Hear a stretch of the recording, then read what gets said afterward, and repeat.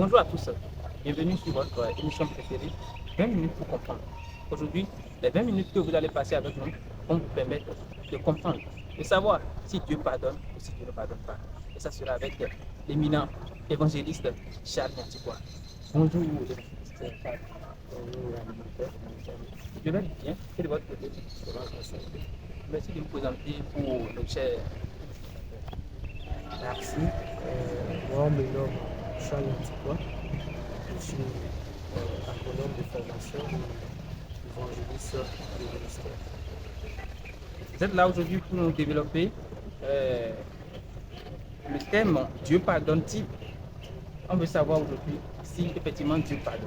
Mais avant d'entrer dans le vif du sujet, quand on parle du pardon déjà, c'est qu'il y a déjà une faute, une erreur, un péché. On aimerait savoir si il y a une différence entre un péché ou bien tous les péchés sont égaux ou bien si une erreur pèse plus qu'une autre. Ok, merci beaucoup, cher animateur. Je vais donner la parole pour donner un peu de précision. Oui, merci beaucoup pour la parole pour l'éclaircissement. Je dois revenir à votre question. L'erreur ou si les péchés sont égaux. Voilà. Vous avez dit un péché, c'est un écart de comportement. Un écart de comportement sur une pratique donnée ou je dirais sur une règle établie. Pourquoi je dis écart de comportement? Il y a d'abord une règle, il y a d'abord des normes. Et ces normes, quand quelqu'un s'écarte de ces normes, c'est en ce moment qu'on lui dit qu'il a péché. Par exemple, ici, nous sommes dans votre émission. Peut-être dans votre émission, on ne peut pas prendre un téléphone où on ne peut pas décrocher. Oui. Donc, c'est vos normes, ça. Maintenant, si il arrivait que je prenne le téléphone, ça veut dire j'ai violé à vos règles. La même chose avec le péché. Il y a des lois qui sont établies et lorsque on viole ces lois, alors on a péché. Qu'on viole à un petit, ou à une petite règle ou à une grande règle, une fois qu'il y a eu viol, c'est un péché.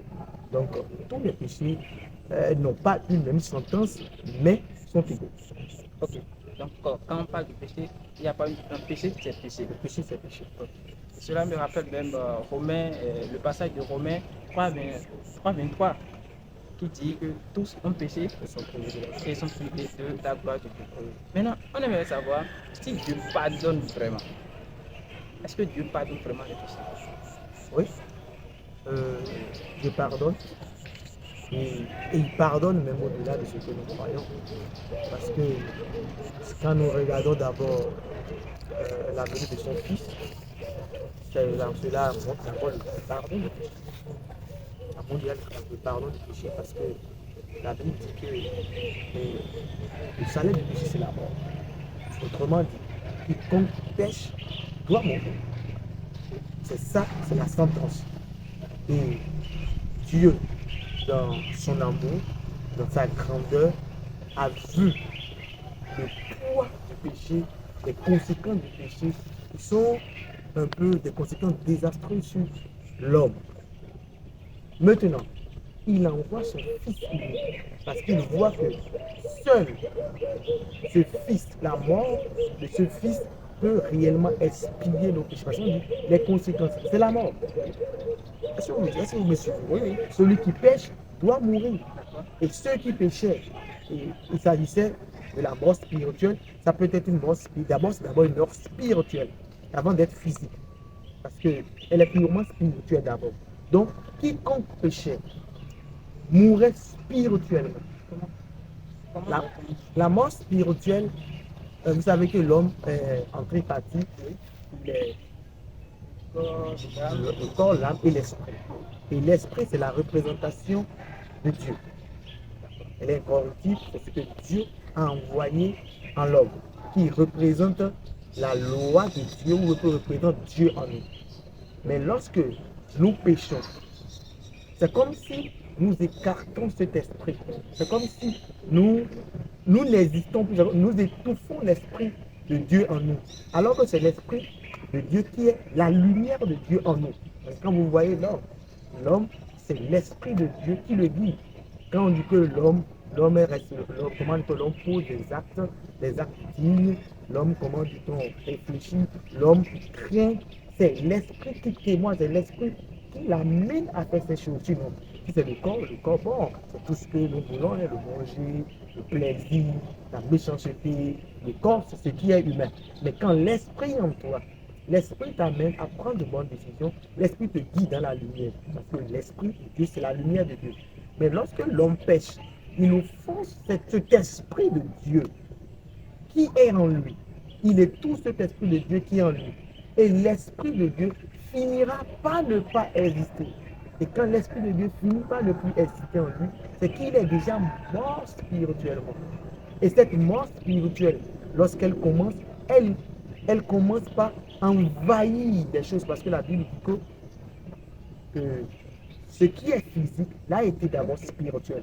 Donc, dès que la mort spirituelle commence par envahir, la mort physique se fait voir, il devient, vous allez voir, c'est une personne méchante, c'est une personne, comment dit-on, invivable, c'est une personne qui n'a pas le sens de la vie, et pas fini, ces personnes, c'est se suicider, et tout ce que nous voyons, dans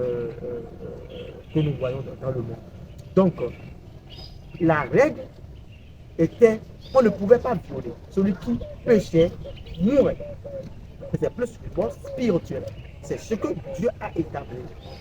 Maintenant, pour révoquer cela, il faut que ce soit un seul être qui meurt et que l'être qui mourra ne soit pas un être qui a de péché au fait. Parce que déjà, il dit tous sont péchés. Et ils sont privés de la gloire de Dieu. Autrement dit, même l'enfant qui vient de naître a déjà péché parce qu'il est le fruit du péché. C'est suite au péché que Dieu dit l'homme connaîtra sa femme et par sa femme, l'enfant naîtra. Donc, l'enfant déjà en naissant a hérité le péché du père déjà. Donc, du coup, pour réellement révoquer cela, une fois que tu as la loi du péché en toi, il est plus difficile de lutter contre cela. C'est comme quelqu'un qui est addict à l'alcool ou à la drogue. Si on ne l'aide pas, il ne pourra pas s'en sortir parce que la dépendance est trop.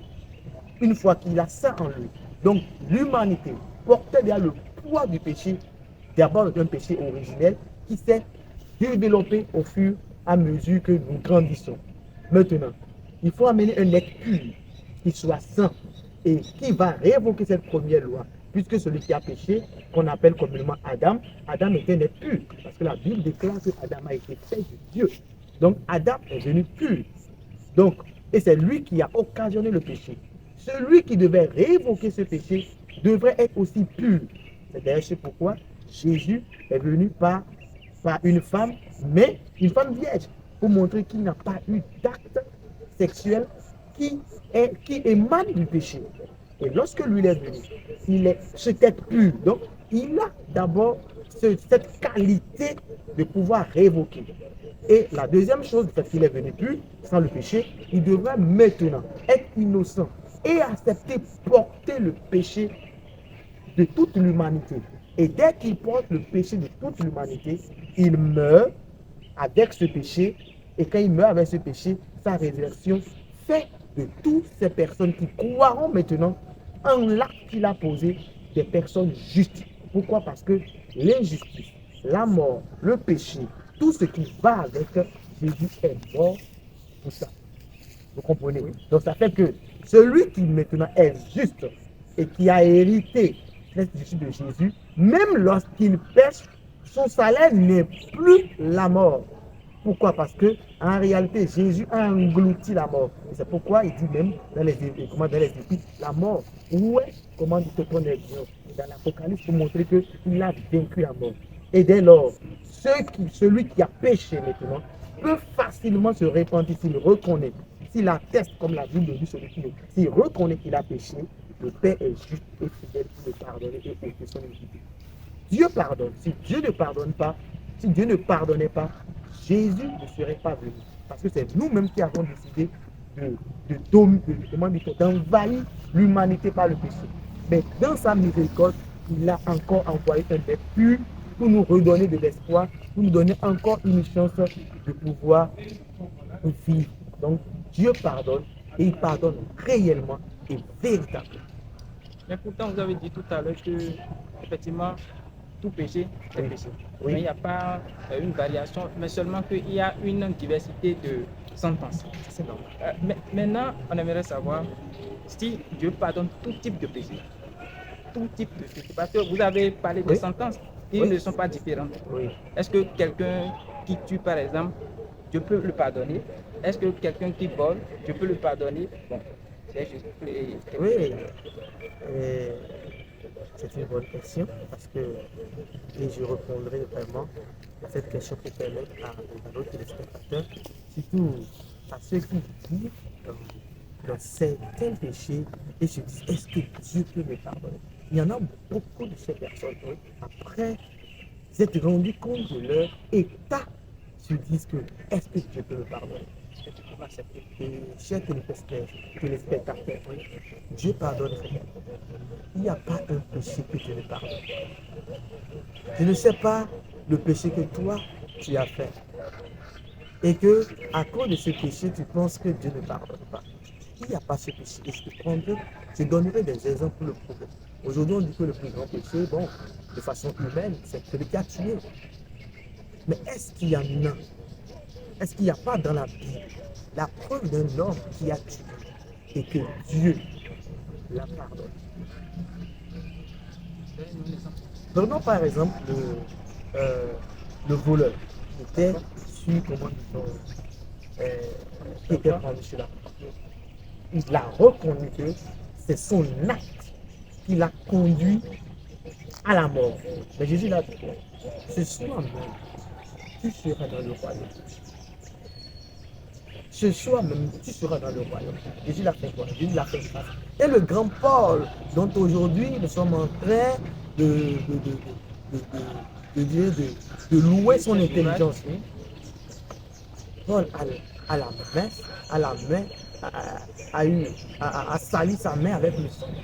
Et Paul ne tuait même pas, c'était pas des méchants. C'était pas des méchants, même des justes qui ont cru. Et parce qu'ils pensaient qu'ils étaient dans l'hérésie, il a combattu, il a tué. On ne peut pas dénombrer, peut-être, on ne peut pas dénombrer le nombre de personnes qu'il a tuées. Mais pourtant, c'est ce même Paul que Dieu a utilisé puissamment pour montrer que quand tu acceptes Jésus, ton passé est balayé. C'est pourquoi il dit tous ceux qui ont accepté, les choses anciennes sont passées et toutes choses deviennent nouvelles. Qui, avec un bon sens, peut tuer? Qui, avec un bon sens, peut voler, peut violer?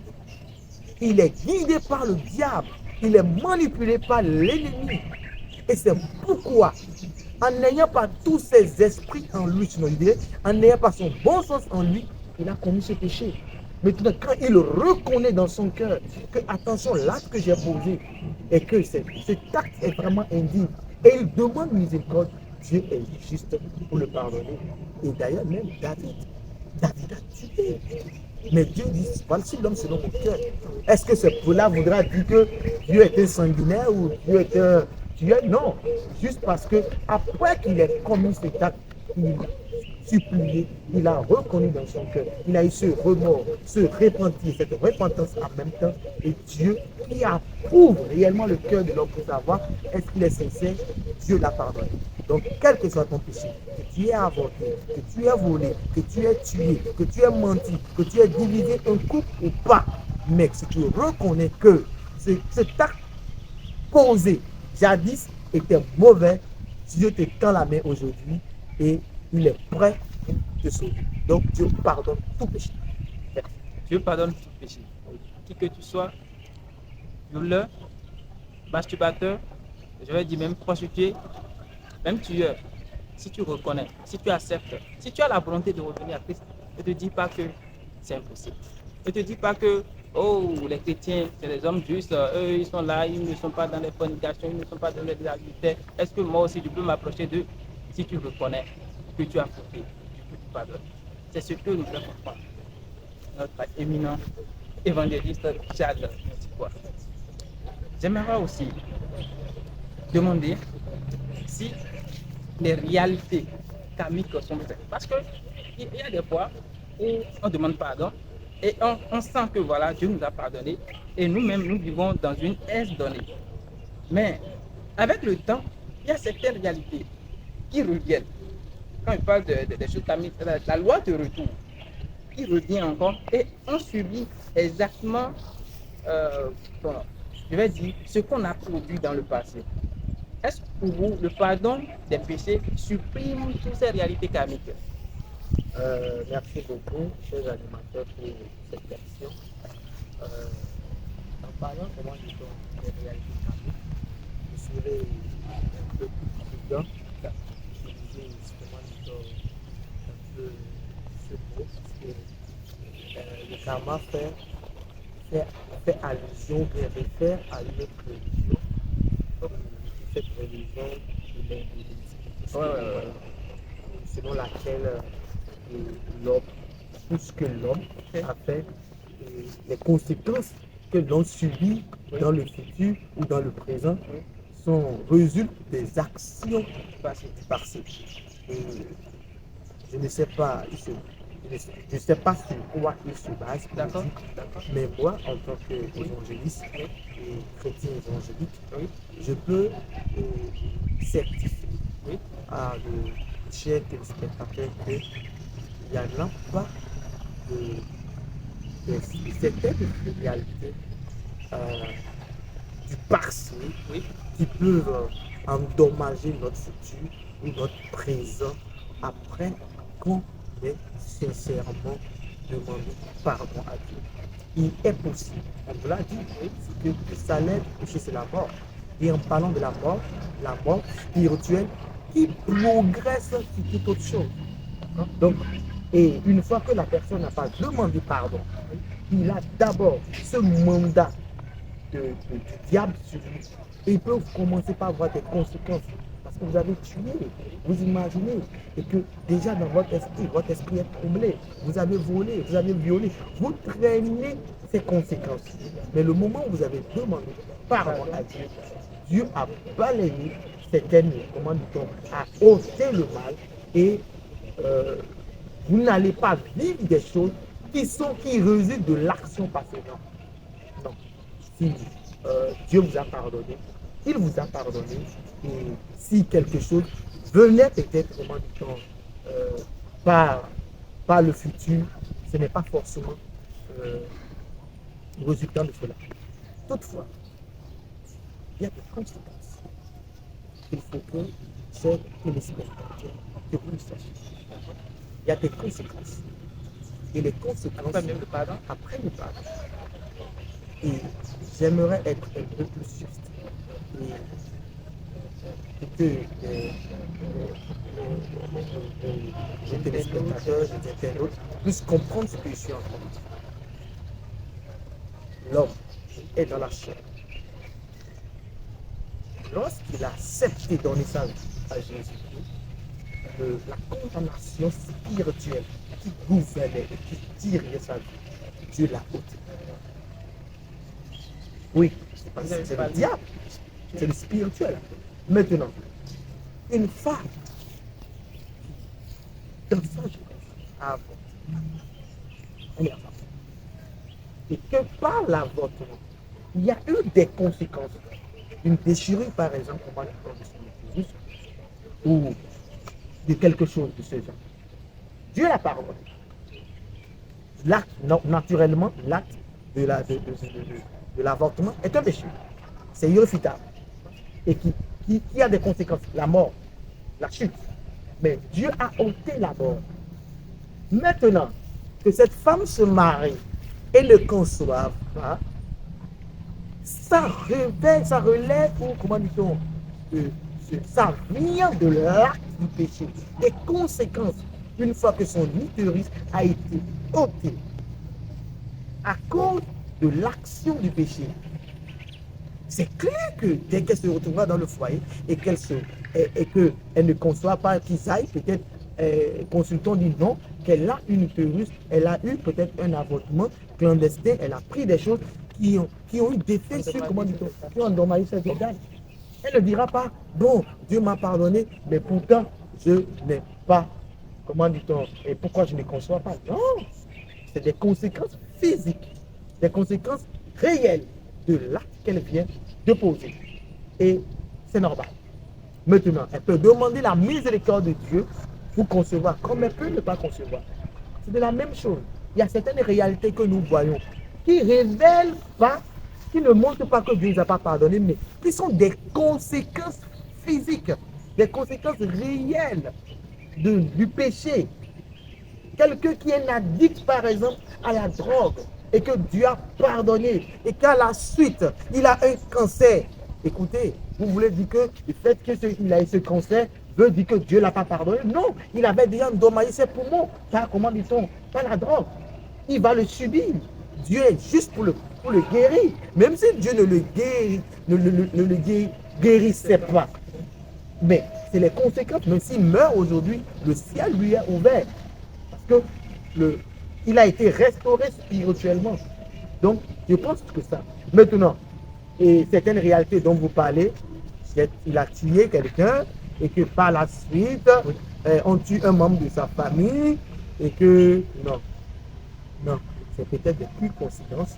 Il ne peut pas tuer et que Dieu le pardonne et à la suite, on tue un membre de sa famille et qu'on dise que non, c'est parce qu'il avait tué. Il y a des gens, donc, celui qui l'a tué par exemple, est-ce que dans son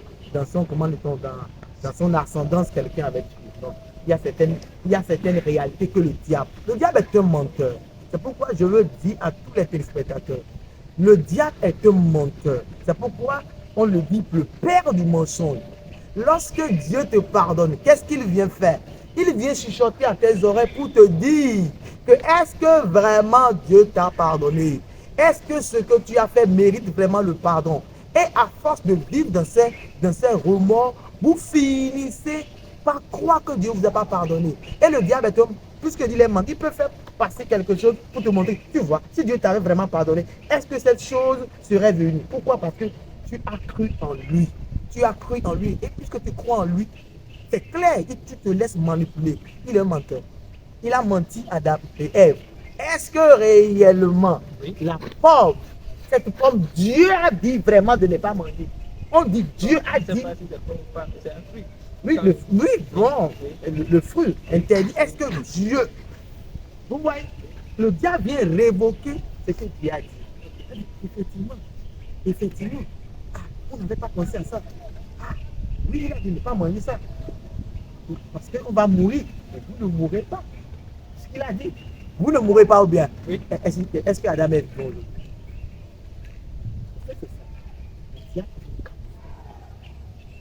Dieu ne précise pas dans sa souveraineté. Il y a certaines choses qu'il ne précise pas. Il te dira, cher animateur, je ne voudrais pas que tu ailles à telle édition aujourd'hui.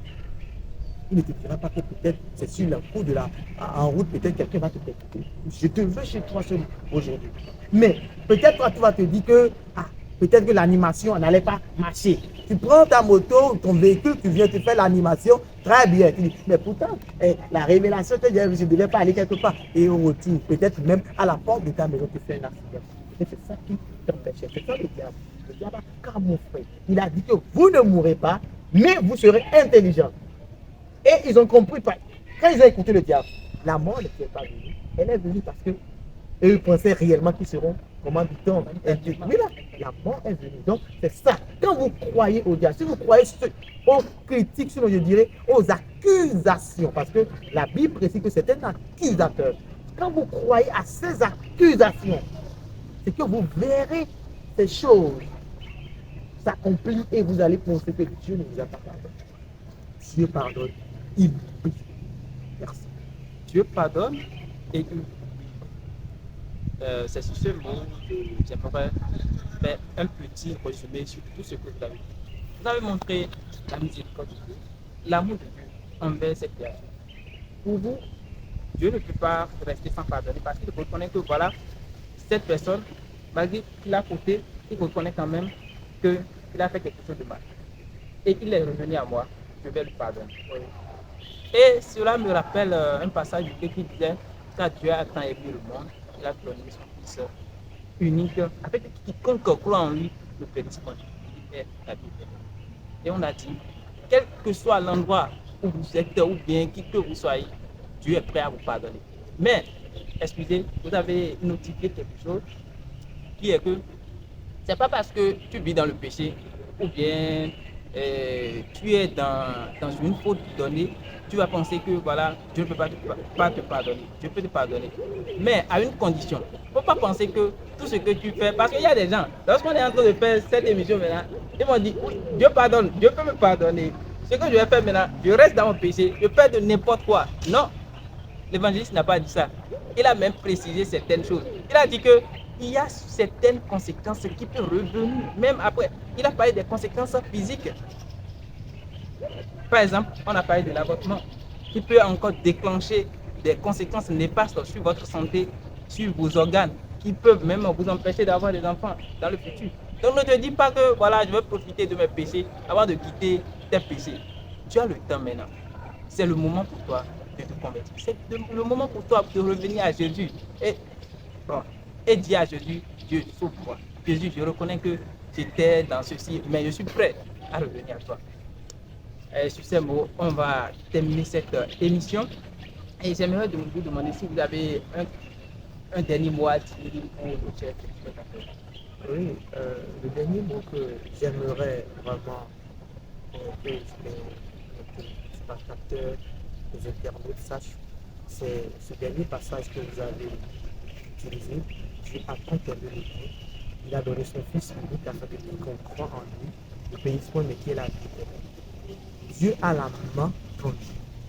Chaque jour, il a la main tendue vers nous pour nous rappeler son amour pour nous et nous rappeler sa volonté pour que nous soyons sauvés.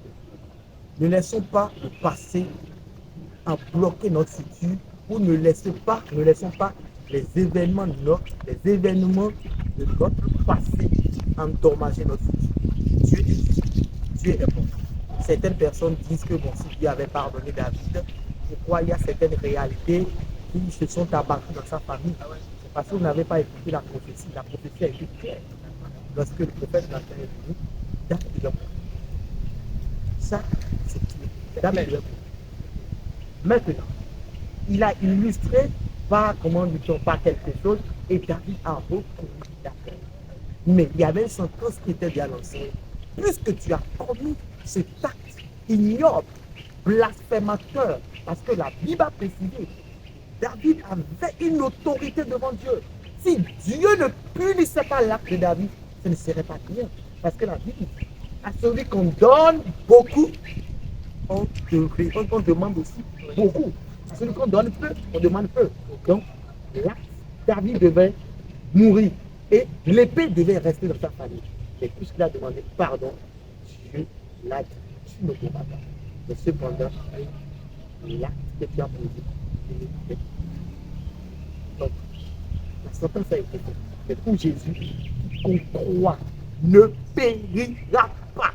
Jésus a tout payé. Jésus a tout payé. Merci beaucoup. Nous sommes pratiquement à la fin de cette émission. N'oubliez pas de liker, de commenter, de partager, surtout de vous abonner à notre chaîne. Nous sommes sur YouTube, WhatsApp, Facebook, Instagram et même sur TikTok. Donc, abonnez-vous à nous. Comme toujours sur CTV, la lumière de la parole de Dieu est disponible. Suivez-la quotidiennement. Elle vous apprend cela. Merci.